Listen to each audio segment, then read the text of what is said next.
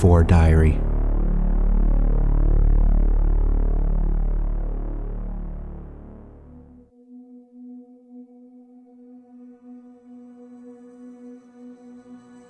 November 28th, 2287. If you stay in one location in your life for a long while, your time in that place becomes defined by moments that poke through the fabric of your daily reality. Like the time the rainbow-colored hot air balloon landed on the eastern shoreline of Misty Lake, opposite Sanctuary Hills. It was one of the first warm weekends of spring, and everyone came out of their houses to watch the spectacle and visit after not having seen one another through much of the winter. A man and his wife had traveled all the way down from Rutland, Vermont, in a new style of balloon they had invented. Beneath it, suspended by a heavyweight 4-point harness instead of a basket, was a small shed made of some lightweight material. Another time, Nora and I were out in our backyard one fall night just after dark, cleaning up after a get-together, when a hot white light rose up over the hill behind our house, where they ended up putting the vault. Nora noticed it first. It just stayed in place, a totally steady light hovering. When she called me over and I looked at it, I thought maybe it was a planet, but she insisted it was much closer than I thought it was. After my eyes adjusted to the darkness a bit more, I realized that yes, it was right in front of us, not far in the sky. Just as I began to get a grip on exactly where it was, it started moving toward us, totally silent. We watched in amazement as it floated above us and over the house, making no noise at all as it went. I still couldn't get a read on how high up it was, but it was just the strangest thing. And then there was that over-enthusiastic Vault-Tec salesman that had stirred up the neighborhood in the days leading up to the Great War. Just another odd thing that we didn't think much of until the day everything changed. Then something else happens when too much changes, something more unbalanced that some people embrace while others fear. Live in a place long enough, and then get several hops away from your time there, and it gets hard to distinguish between what you actually experienced in real life and what you might have dreamed over the years. The times past are like someone else's life, or some whole other life, one that seems so distant, even though it was a lot longer ago in reality than it seemed to be for me. As I walked along the muddy banks of the river, fumbling along in the near darkness, with the smell of the dank, rotting vegetable matter smacking me in the face, it became difficult to remember I had ever lived anywhere other than in this struggling, decrepit world. It was so visceral and real. My previous life seemed almost dreamlike. I opened up my Pip-Boy and tried to find the best way to Diamond City from where I was presently. My plan was to fetch Nick to accompany me to the Institute, to grab a chip off a courser. So I figured now was as good a time as any to send Ada back to Sunshine Tidings Co-op. I thanked her again for saving me, and although she tried to plead her case to travel with me, she eventually sauntered off north to the co-op. As the reflection of my headlamp on her armor dimmed and her ambling figure was swallowed up by the darkness, the sound of the wind rose in my ears, and I looked eastward to the glow of Diamond City, far past the crumbling north-south elevated expressway that I once again found myself using for orientation. As I got closer to the highway, I noticed the red cone of a searchlight going round and round a few feet above ground level. Looking through the scope of my rifle revealed a sentry bot. Where there were sentry bots, there were likely valuables. I was okay on ammo, but was perhaps getting a little lower than I was comfortable with. Maybe I could take the bot out quickly with a mini-nuke. Might as well use it up, I thought. Upon firing, there was a horrific explosion and then quiet.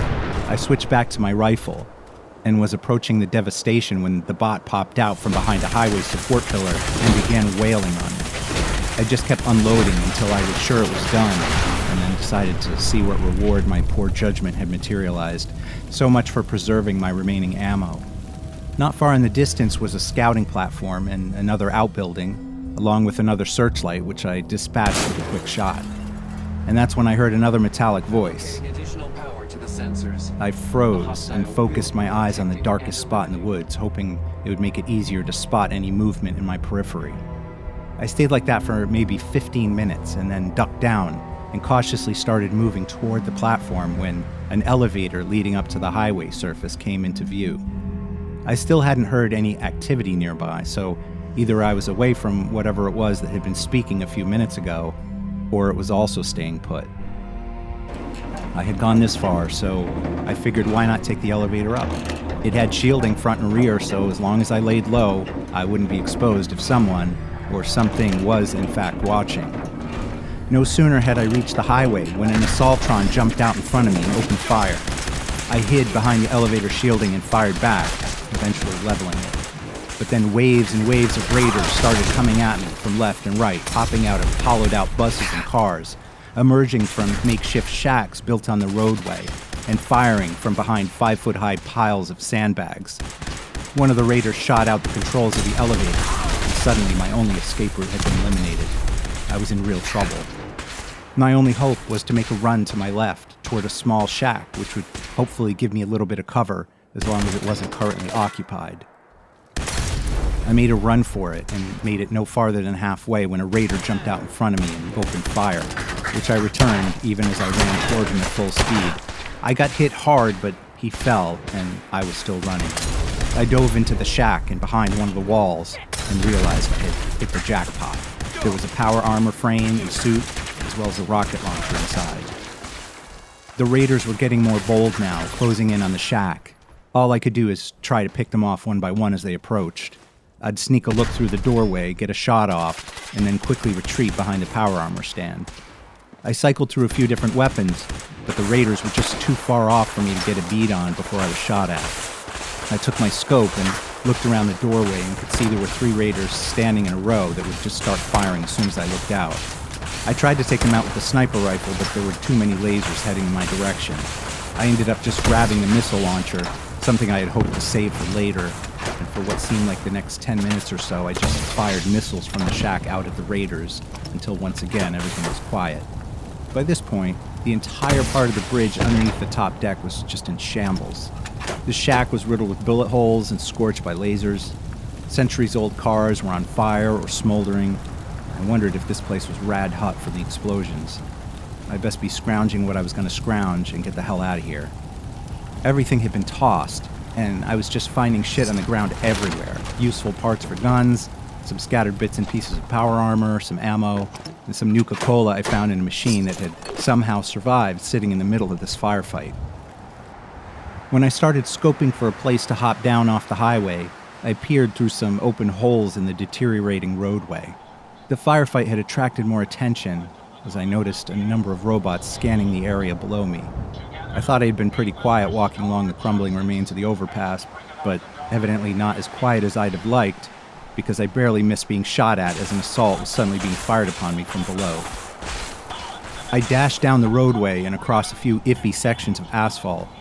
Looking east, over the lake, I could see in the distance the crazy goons from days ago still firing at each other over the water.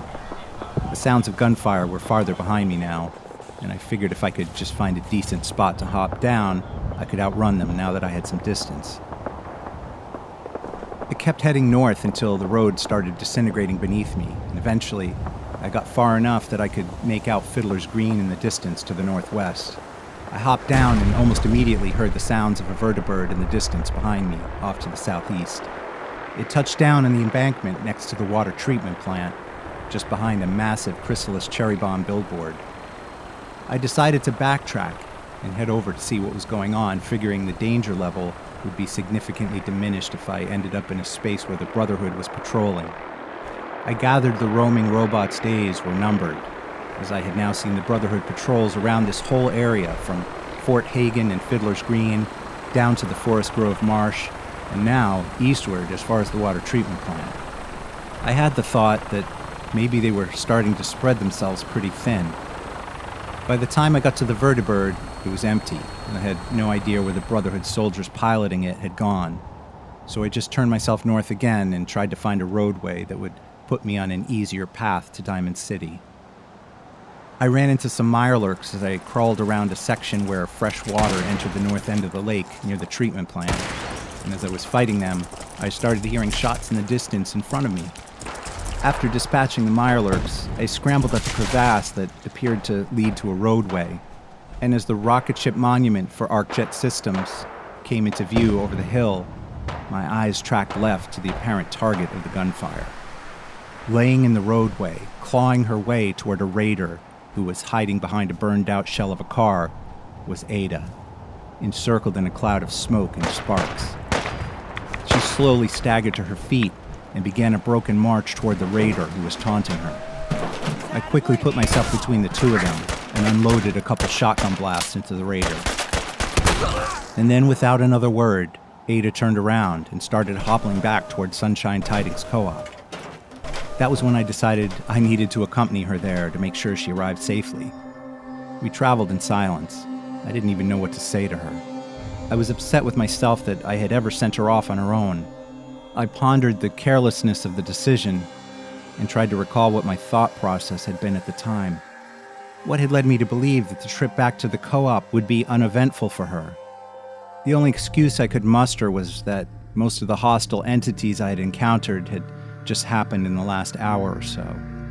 As I was considering all this, my spiral of self-criticism was broken by the Sunshine Tidings public announcement emerging through the static on my Pip-Boy. Are you looking for a safe place to settle? With Ada safely at Sunshine Tidings Co-op, I resumed my trek to Diamond City to see Nick.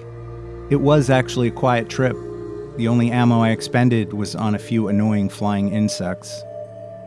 After arriving at Diamond City, I headed directly for Nick's place. As I passed the Power Noodles stand, I thought I noticed a somewhat familiar-looking ghoul sitting at the counter. It was tough to tell because she was wearing a mask that covered her nose and the whole bottom of her face. She recognized me instantly, though. There you are. Was wondering if you were gonna show up. It was Bobby No-Nose, the ghoul that had almost gotten me killed in Good Neighbor.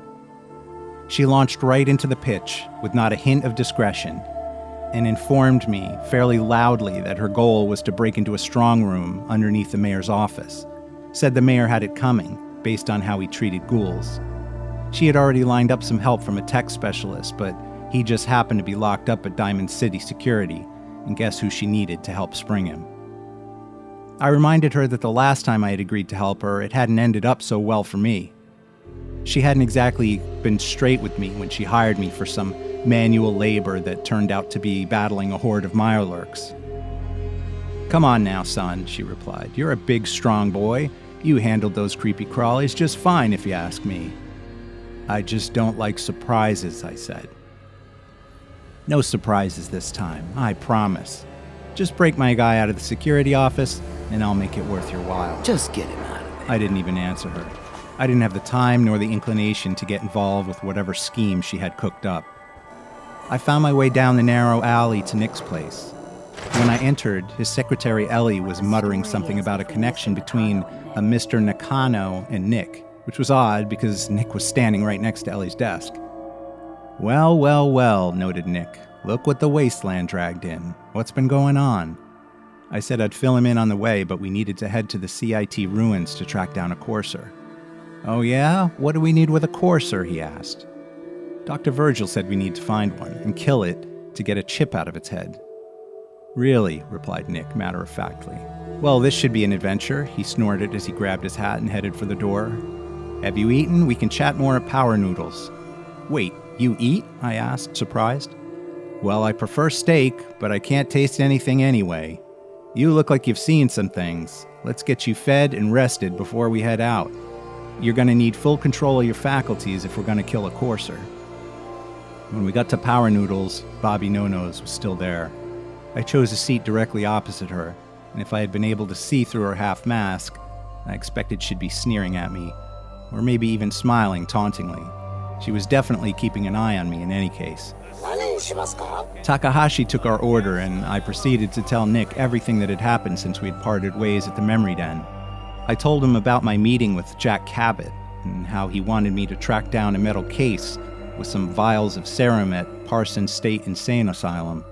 I told him about Ada, the friendly modified Assaultron that had saved my life just outside the Glowing Sea, and about how she and her friends had been attacked by a bunch of marauding robots that were patrolling the Commonwealth at the behest of someone called the Mechanist. Nick seemed familiar with almost everything I mentioned, and when I brought up Covenant and the incident at the Tucker Memorial Bridge, I barely got the words out when he waved me off and apologized for not having warned me in advance about the place. "There's been some weird stuff going on there for a long time," he noted. "I should have told you about that place as soon as I met you." When our food arrived, I was consciously trying not to watch Nick eat, although I thought the whole concept of a synth eating human food fascinating. I decided to ask him about his experiences arriving at Diamond City, particularly since we happened to be sitting at the very spot where the broken mask incident was sparked. He said it had been hard going until he turned up with a former Diamond City mayor's daughter, a 15-year-old who had either run away or had been kidnapped. He still wasn't sure which. Bringing her back, plus not trying to hide who he was, had led people to have a certain uneasy comfort level with him, and after that, he started performing jobs no one else wanted, and eventually specialized in finding missing people. He said some never let him forget he's a synth, but by and large, he was able to find a home in Diamond City. That's a long story, but I hope it helps. Want to get moving? We finished up our noodles, and I gave a little salute to Bobby as we gathered ourselves to leave. We made plans to meet at Public Occurrences the following morning at dawn. I got a room at the dugout for the night and slept more peacefully than I had in a long, long time. As I approached Public Occurrences, I saw Nat calling out the morning's news, trying to get people to buy the paper. Vault Dweller wakes up after 200 years. Diamond City was already alive and awake, and people were bustling to and from the various shops and outdoor vendors. I browsed the newsstand and noticed that Public Occurrences, the paper, seemed to be not so much a newspaper, a collection of current stories contained in one volume, but was more of a series of individual newsletters, most of them covering only a single topic or two. I was picking through the various headlines when I heard someone to my right ask Nat about a specific story from one of the previous editions. It was a woman wearing a Vault-Tec suit and traveling with an odd-looking floating robot that looked kind of like a Mr. Handy, but which only seemed to speak in buzzes and blips. I'm looking for a back issue with the headline, Local Wanderer claims Deezer's lemonade. Not really lemonade. Someone recommended it to me, and after the amount of Deezer's lemonade I've had, I'm a little bit curious. You don't want to read that, trust me. It's not nearly as interesting as you might think it would be. How about this? Local raider burns down Malden Woods over ancient video game. Huh. What's this about? So apparently there's this landfill just east of Bedford Station. Have you been to Bedford Station? Whereabouts is that? A couple miles north of here. We haven't been that way yet. We're actually headed east. Watch out for those ghoul hotspots then. Anyway, this raider discovered some mass grave in the landfill, packed with thousands of almost new copies of some old Vault-Tec game. Oh, I think I heard about that. Co-op 76 or something, was it? Someone came to my vault and tried to flog me a copy. Yeah, he got a bunch of other raiders in on the deal. Multi-level marketing. Alive and well in the Commonwealth, it seems. Yeah, but when word got out it was unplayable, everyone wanted a piece of the guy, including the raiders that sold a few copies. Apparently it needed like a dozen or so patches, and most of those have been lost to time, of course. So I'm gathering, just based on the beginning of our conversation, as well as this headline here, that he decided to firebomb the whole lot and started the Malden fire. Yep, about 1,000 acres or so just gone. Huh. Did you know about this, Mr. W? What am I paying you for, then? You need to keep up on this kind of thing. What if we needed to get to Malden? We could have walked right into that. Okay, so I'm not paying you, per se, but if you expect me to keep letting you volunteer us for these dangerous missions, well, I need you to make just a little bit more effort for my safety. Do you understand? Anyway, I guess we don't need that paper now. Oh, you should get the paper. Seems I'm not a very good caller. Piper's going to be upset. She's the one who runs this whole operation. It's worth a read. It's pretty hilarious, actually. She's a really good writer. Really? Really. Promise. Okay. Please, can I take this copy? Oh, it doesn't weigh that much. Grow up. Maybe I'll read it and donate it to some poor soul before we leave Diamond City. You mentioned you're from a vault? Yes? Your voice sounds really familiar. Have you and I met? I don't think so. We've only really just left.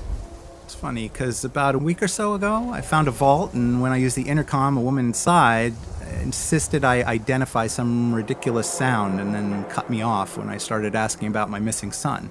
Oh, that's awful. Who would do such a thing? That's a Commonwealth for you these days. People are so angry. Not nearly as helpful as they should be, am I right, Mr. W?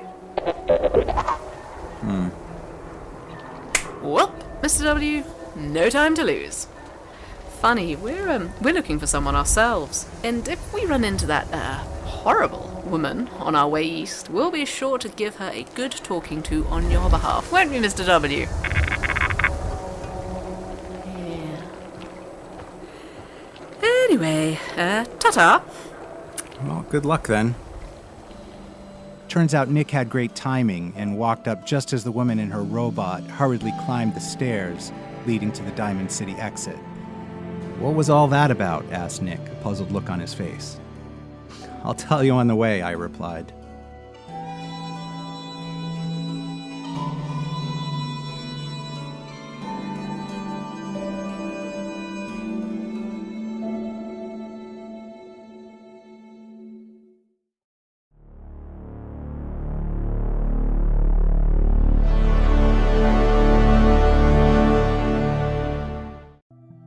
It's amazing how quickly 2 years can fly by. I guess that's pandemic time for you.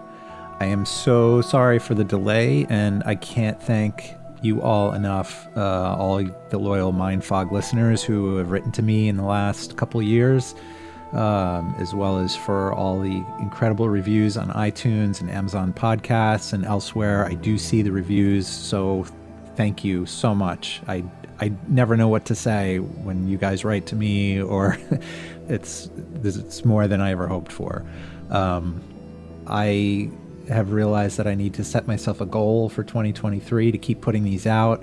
I'm going to get this started again. The goal is to put out a new episode before the first of each month in 2023 and going forward.